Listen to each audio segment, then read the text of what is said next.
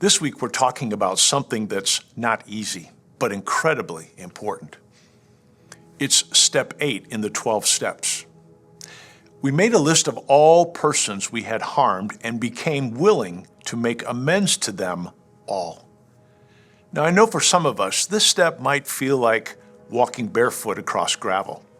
Forgiveness is hard. It's hard to ask for it, and sometimes it's just as hard to give it. Some of the steps that we've talked about so far have already taken us to some uncomfortable places. Step 1, admitting that we have a problem.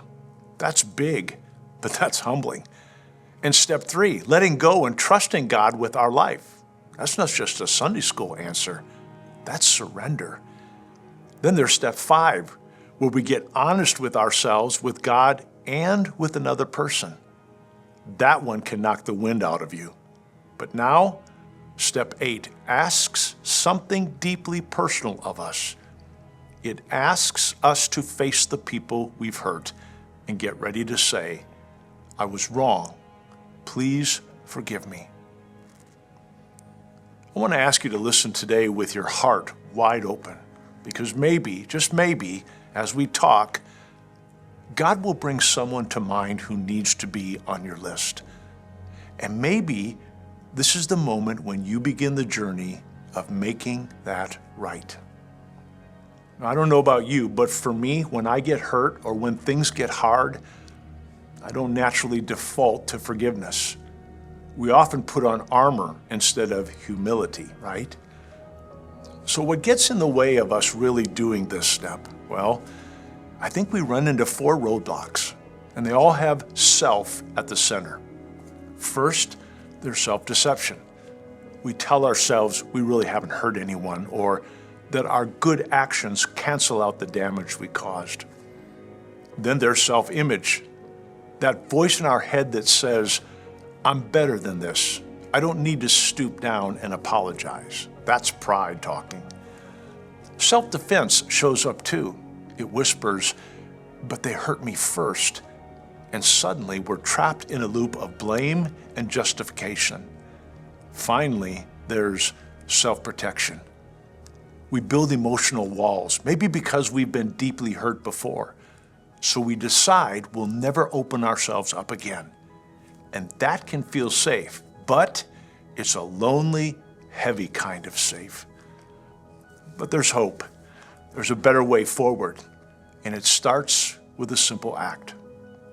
Make a list. Write down the people's names that you've hurt and how, and then pray. Ask God for the willingness to actually want to make amends. Maybe your prayer today is, Lord, make me willing to be willing.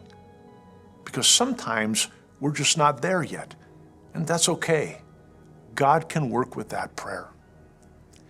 Now, a quick word of caution. This isn't about drudging up every mistake you've ever made. Now, if you've already apologized to someone and that relationship has healed, let it stay healed. This step isn't about guilt. It's about grace. It's about what's still unresolved, what still needs light.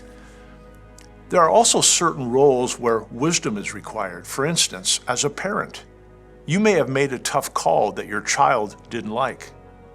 That doesn't mean it was wrong, but if you were harsh or your words cut deep, maybe there's an apology waiting there. Or maybe as a boss, you had to make a decision that hurts someone. You can't undo the decision, but you can own your tone or your attitude. So why do this? Why step into something that feels awkward or even scary? Because of what's on the other side. When we begin to repair broken relationships, our physical health can improve. Psalm 32 says, when I kept silent, my bones wasted away. And that's real.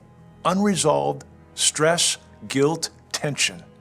It wears us out, body and soul. And then there's the emotional benefit.